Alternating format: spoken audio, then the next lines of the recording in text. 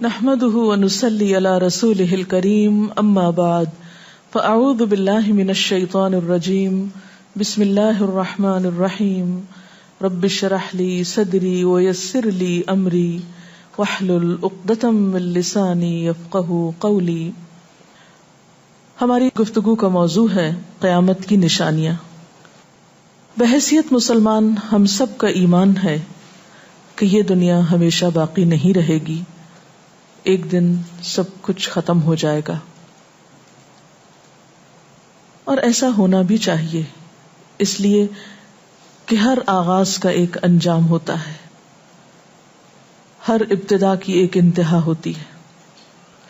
جس چیز پر زندگی آتی ہے اس پر موت کا آنا بھی لازم ہے. ہم اپنے آس پاس اس کی بہت سی نشانیاں دیکھتے رہتے ہیں. کائنات میں بہت سے دلائل بکھرے ہوئے ہیں جو ہمیں یقین دلاتے ہیں کہ ایک دن یہ سب کارخانہ بند ہو جائے گا، ختم ہو جائے گا، یہ دنیا فنا ہو جائے گی. وہ وقت قرآن پاک کے الفاظ میں زمین و آسمان پر بہت بھاری ہوگا، اور اس بھاری وقت کے آنے سے پہلے دنیا میں کچھ علامات نمودار ہوں گی. تو آج چند ایک احادیث آپ کی خدمت میں پیش کروں گی جو قیامت کی نشانیوں کے بارے میں ہیں. اس سے ایک تو ہمیں اپنے عمل کا جائزہ لینے کا موقع ملے گا، دوسرے ان سے یہ بات سامنے آتی ہے کہ نبی صلی اللہ علیہ وسلم کی باتیں کتنی سچی باتیں تھیں. وہ لوگ جو حدیث کا انکار کرتے ہیں یا احادیث کا مذاق اڑاتے ہیں، وہ ان احادیث کی روشنی میں آج کے حالات کو دیکھ سکتے ہیں کہ آپ صلی اللہ علیہ وسلم نے اللہ تعالی کی بھیجی ہوئی وحی کی روشنی میں جو باتیں فرمائیں آج وہ ہم اپنی آنکھوں سے دیکھ رہے ہیں. بہرحال اس وقت میرے سامنے حضرت ابو ہریرہ رضی اللہ تعالی عنہ کی حدیث ہے جسے ابن خزیمہ نے روایت کیا ہے. رسول اللہ صلی اللہ علیہ وسلم نے فرمایا، قیامت کی نشانیوں میں سے ہے کہ آدمی مسجد کے پاس سے گزرے گا مگر اس میں 2 رکعتیں ادا نہیں کرے گا. آج کتنے ہی لوگ ایسے ہیں کہ جن کے گھروں کے سامنے مسجدیں ہیں، وہ دن رات مسجدوں سے آوازیں سنتے ہیں لیکن مسجد کے اندر نہیں جاتے.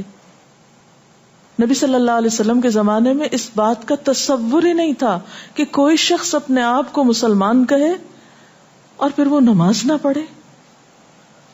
اسی لیے ہم دیکھتے ہیں کہ منافقین ہر حال میں مسجد میں پہنچتے تھے، بلکہ انہوں نے اپنی ایک الگ مسجد بھی بنائی تھی یا مسجد نامی عمارت بنائی تھی. لیکن قیامت کے نزدیک مسجدوں کے پاس سے گزرنے والے مسجد نہیں جائیں گے. ایک اور حدیث میں آتا ہے، حضرت انس فرماتے ہیں رضی اللہ تعالی عنہ کہ اللہ کے رسول صلی اللہ علیہ وسلم نے فرمایا، لوگوں پر ایک ایسا دور آئے گا کہ ان میں اپنے دین کی حفاظت پہ صبر کرنے والا اس شخص کی مانند ہوگا جو آگ کے انگارے کو اپنی مٹھی میں تھامنے والا ہے. یعنی دین پر استقامت اور دین پر عمل اتنا مشکل ہو جائے گا بعض اوقات کہ جیسے ایک انگارہ ہاتھ میں لینا کہ انسان نہ لے سکے اور نہ پھینک سکے. ایک اور نشانی جو آپ صلی اللہ علیہ وسلم نے ہمیں بتائی وہ یہ کہ زمانہ قریب آ جائے گا، عمل میں نقص واقع ہوگا اور بخیلی پیدا ہو جائے گی، دل تنگ ہو جائیں گے. ایک اور حدیث میں آتا ہے کہ بخیلی کا عام ہونا قیامت کی نشانیوں میں سے ہے. آج آپ دیکھیں کہ بسا اوقات انسان کے پاس اللہ کی دی ہوئی بے شمار نعمتیں ہوتی، لیکن انسان ان نعمتوں میں کسی کو شریک نہیں کرتا. چھوٹی چھوٹی باتوں کو مائنڈ کر جانا، چھوٹی چھوٹی باتوں پہ ناراض ہو جانا، چھوٹی چھوٹی چیزوں کو حد سے زیادہ محسوس کر لینا، یہ سب کچھ شح کی وجہ ہی سے تو ہے، بخل کی وجہ سے ہی تو ہے. بخل صرف مال میں نہیں ہوتا، بخل تمام نعمتوں میں ہوتا ہے اگر ان میں اللہ کے دوسرے بندوں کو بطور شکر کے شریک نہ کیا جائے. ایک اور حدیث میں آتا ہے، مجموع الزوائد میں یہ حدیث روایت ہوئی ہے، رسول اللہ صلی اللہ علیہ وسلم نے فرمایا کہ لوگ سخت اور بخیل ہو جائیں گے، یعنی ان کے دل سخت ہو جائیں گے اور ان کے اندر بخل عام ہو جائے گا. ایک اور نشانی قیامت کی آپ صلی اللہ علیہ وسلم نے یہ بتائی کہ مساجد میں زیب و زینت بہت ہوگی، یعنی نمازی تو کم ہوں گے لیکن مسجدیں سجائی بہت جائیں گی. حضرت انس بن مالک کی روایت ہے، مسند احمد نے اس کو روایت کیا ہے، رسول اللہ صلی اللہ علیہ وسلم نے فرمایا قیامت قائم نہیں ہوگی یہاں تک کہ لوگ مسجدوں میں فخر و مباحات کریں گے، یعنی مسجد کے بنانے میں، اس کے سجانے میں، اس کی آرائش میں ایک دوسرے کا مقابلہ کرنے لگیں گے. ایک اور حدیث میں آتا ہے کہ قیامت کی علامات میں سے ہے کہ لوگ مسجدوں کو سجایا کریں گے، یعنی اللہ تعالیٰ کو نماز پڑھ کے خوش کرنے کی بجائے مسجد بنا کے سجا کے خوش کرنے کی کوشش ہوگی. حضرت ابو الدرداء سے روایت ہے کہ جب تم لوگ مسجدوں کو سجانے لگو، قرآن کو مزین کرنے لگو تو تمہاری بربادی ہے، کیونکہ قرآن پاک پڑھنے کے لیے آیا، محض سجانے کے لیے نہیں. آج آپ دیکھیں کہ بسا اوقات ہم اسے پڑھتے کم ہیں، سمجھتے کم ہیں، اس کے مطابق زندگی نہیں بسر کرتے، لیکن خوبصورت انداز میں سنہری الفاظ میں لکھوا کر گھروں میں سجا دیتے ہیں. تو قرآن پاک سجانے کے لیے نہیں آیا، وہ تو ہدی للناس ہے، ساری انسانیت کی ہدایت کے لیے آیا ہے، لیکن ہم نے اس کا بس اتنا ہی فائدہ اٹھایا کہ اسے خوبصورت انداز میں لکھ کے طاقوں میں سجا دیا.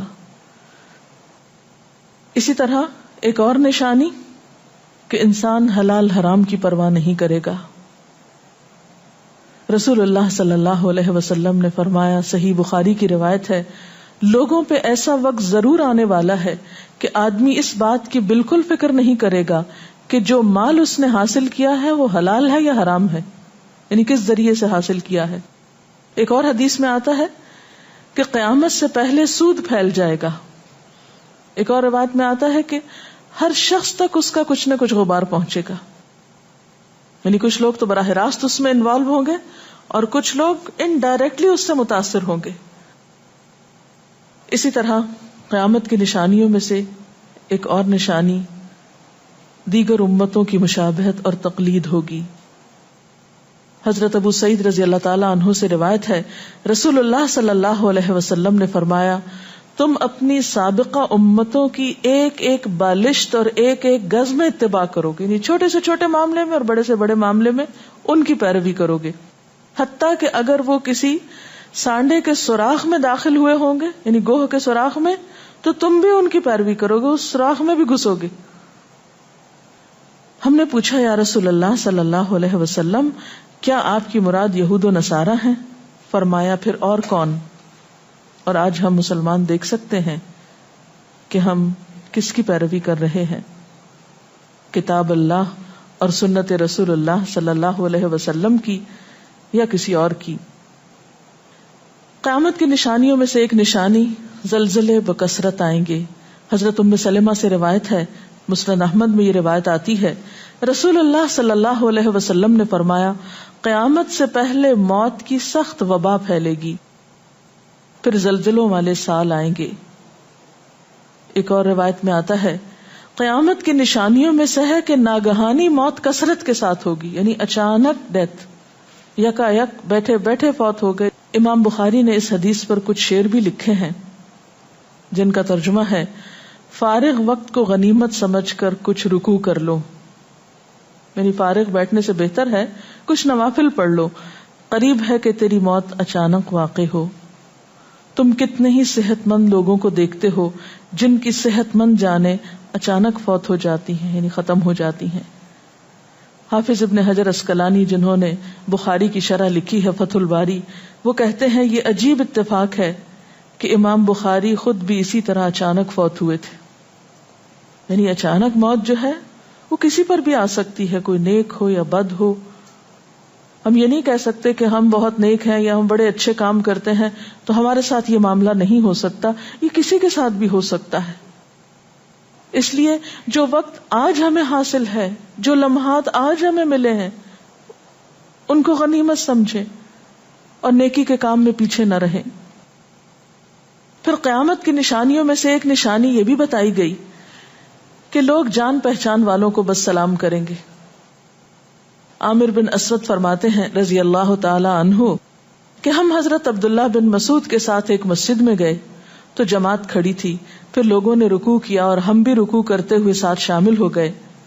اتنے میں ایک آدمی آیا اور کہنے لگا، ابو عبد الرحمن، یہ عبداللہ بن مسعود کی کنیت ہے، آپ کو سلام۔ عبداللہ بن مسعود نے حالت رکوع ہی میں فرمایا، اللہ اور اس کے رسول صلی اللہ علیہ وسلم نے سچ کہا تھا۔ نماز کے اختتام پر کچھ لوگوں نے آپ سے پوچھا کہ آپ نے فلاں شخص کے سلام پر یہ کیوں کہا کہ صدق اللہ و رسول، اللہ اور اس کے رسول صلی اللہ علیہ وسلم نے سچ کہا۔ ابن مسعود نے فرمایا، میں نے نبی صلی اللہ علیہ وسلم سے سنا کہ قیامت کی نشانیوں میں سے ہے کہ سلام صرف پہچان والوں کو کیا جائے گا۔ یعنی آپ کسی مجلس میں جاتے ہیں، مسنون طریقہ کیا ہے؟ اگر آپ کسی گیدرنگ میں جائیں، سب کو بیک وقت السلام علیکم کہیں، لیکن بہت دفعہ آپ نے دیکھا ہوگا کہ لوگ آتے ہیں، سب کو نہیں پوچھتے، ان میں سے جو جان پہچان والا ہوتا ہے اس کا نام لے کر بس سلام کرتے ہیں۔ پھر اسی طرح ایک اور نشانی یہ کہ لوگ دعا اور طہارت میں زیادتی کریں گے۔ حضرت سعد رضی اللہ تعالی عنہ سے روایت ہے، انہوں نے سنا کہ ان کا بیٹا اس طرح دعا کر رہا ہے، یا اللہ میں تجھ سے جنت کا سوال کرتا ہوں، اس کی نعمتوں کا سوال کرتا ہوں، اس کی رونقوں اور تر و تازگیوں کا سوال کرتا ہوں، وغیرہ وغیرہ، اور میں آگ سے تیری پناہ مانگتا ہوں، اس کی زنجیروں سے اور طوقوں سے پناہ مانگتا ہوں۔ تو حضرت سعد نے فرمایا، تم نے اللہ تعالیٰ سے خیر کثیر کا سوال کیا ہے اور ضرر کثیر سے پناہ مانگی ہے، جبکہ میں نے رسول اللہ صلی اللہ علیہ وسلم سے سنا کہ ان قریب ایسے لوگ ہوں گے جو دعا میں زیادتی کریں گے۔ یعنی صرف یہ کہہ دینا کافی ہے کہ اللہ تو ہمیں جنت عطا فرما اور دوزخ سے بچا، اس کی بہت تفصیلات میں جانے کی ضرورت نہیں۔ جب جنت میں داخل ہو گئے تو سب کچھ نصیب ہو گیا، اور جب جہنم سے بچ گئے تو سب سے بچت ہو گئی۔ پھر آپ نے یہ آیت پڑھی، اپنے رب سے عاجزی سے دعا مانگو، یقیناً وہ زیادتی کرنے والوں کو پسند نہیں کرتا۔ یعنی دعاؤں میں زیادتی اور اس قسم کی تفصیلات یہ پسندیدہ نہیں ہے۔ تمہیں یہی کافی تھا کہ تم یوں کہتے، یا اللہ میں تجھ سے جنت اور ہر اس قول و عمل کا سوال کرتا ہوں جو جنت کے قریب کر دے، اور میں تیری پناہ چاہتا ہوں جہنم سے اور ہر اس قول و عمل سے جو جہنم کے قریب کرے۔ تو اتنا کہنا کافی تھا۔ پھر قیامت کی نشانیوں میں سے ایک نشانی آپ صلی اللہ علیہ وسلم نے یہ بھی بتائی کہ نااہل حاکم مقرر کیے جائیں گے۔ حضرت ابو ہریرہ سے روایت ہے کہ قیامت کی نشانیوں میں سے ہے کہ ذلیل اور کمینے لوگ نیک شریف لوگوں پر غالب ہو جائیں گے۔ کیوں ابن مسعود، کیا تم نے بھی یہ بات میرے محبوب صلی اللہ علیہ وسلم سے سنی ہے؟ ابن مسعود نے فرمایا، ہاں رب کعبہ کی قسم۔ حضرت حذیفہ سے روایت ہے کہ قیامت اس وقت تک قائم نہ ہوگی جب تک کہ تم اپنے امام کو قتل نہ کرو گے، یعنی لوگ اپنے حاکموں کو مارنے لگیں گے اور اپنی تلواروں کے ساتھ آپس میں ہی لڑائی کرو گے، علاوہ ازیں تم میں سے بدترین لوگ تمہاری دنیا کے وارث ہو جائیں گے۔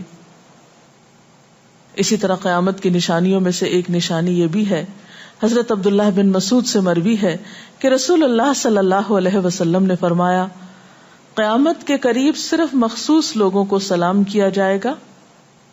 تجارت اس قدر پھیل جائے گی کہ عورت تجارت میں اپنے خاوند کا ہاتھ بٹائے گی، یعنی اتنا بزنس ہوگا کہ مرد سے اکیلے نہیں سنبھالا جائے گا، عورتیں اس میں شریک ہوں گی، رشتہ داری توڑی جائے گی، یعنی مال کثرت سے ہونے کے باوجود رشتہ داروں کا خیال نہیں رکھا جائے گا، جھوٹی گواہی دی جائے گی، حق چھپایا جائے گا، اور قلم کا ظہور ہو جائے گا، یعنی نشر و اشاعت خوب ہوگی، خوب لکھا جائے گا۔ ایک اور روایت میں آتا ہے کہ وقت مختصر ہو جائے گا۔ آج آپ دیکھیے ہر شخص وقت کی کمی کی شکایت کرتا ہے۔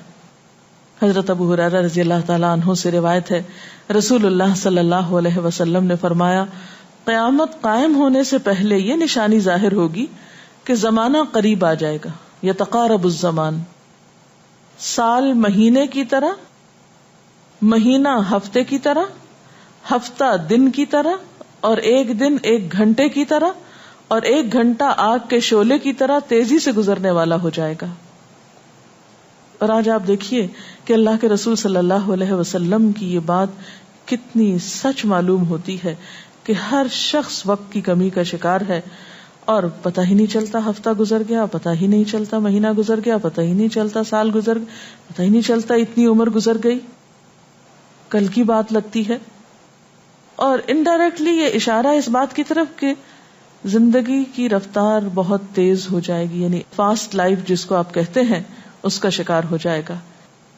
ایک اور روایت میں آتا ہے کہ دنیا محبوب ہو جائے گی، موت سے نفرت ہو جائے گی.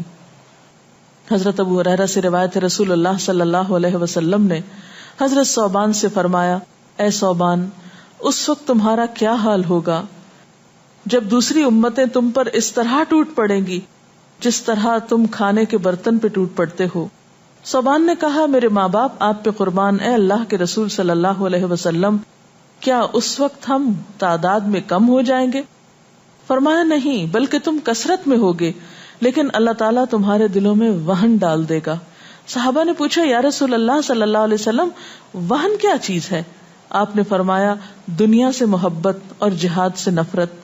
اور ایک روایت میں آتا ہے، دنیا سے محبت اور موت سے نفرت. اسی طرح نیک لوگ آہستہ آہستہ کم ہو جائیں گے. رسول اللہ صلی اللہ علیہ وسلم نے فرمایا، نیک لوگ یکے بعد دیگرے رخصت ہوتے جائیں گے، فوت ہوتے جائیں گے.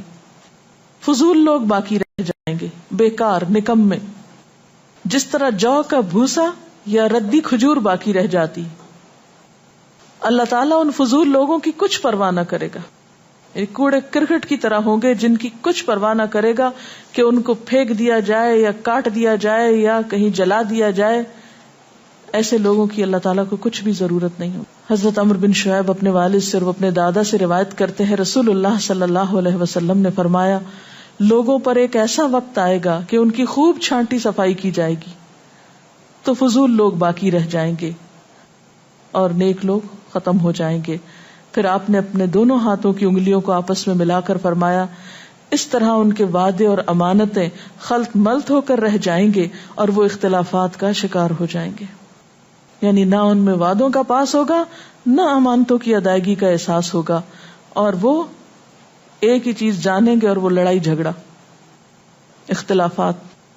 کیونکہ کوڑا کرکٹ ہے نا، کوئی وزن تو اس کا ہے نہیں، کوئی اصول تو ہے نہیں، کسی نیک کام میں استقامت تو ہے نہیں، بس جدھر کو پانی جا رہا ہے اس پہ بہ رہے ہیں، ہوا چل رہی ہے اس پہ اڑ رہے ہیں. تو ایسے نکمے اور بیکار لوگ باقی بچیں گے اور پھر ایک دن دنیا اپنے اختتام کو پہنچ جائے گی. ہر گھر میں فتنہ داخل ہو جائے گا. حضرت عوف بن مالک فرماتے ہیں کہ میں غزوہ تبوک کے موقع پر رسول اللہ صلی اللہ علیہ وسلم کی خدمت میں حاضر ہوا، جبکہ آپ اس وقت چمڑے کے ایک خیمے میں تشریف فرما تھے. آپ نے فرمایا، قیامت کی 6 نشانیاں گن لو. پھر ایک ایسا عام اور تباہ کن فتنہ ہوگا کہ عرب کا کوئی گھر بھی اس کی لپیٹ میں آنے سے محفوظ نہ رہ سکے گا.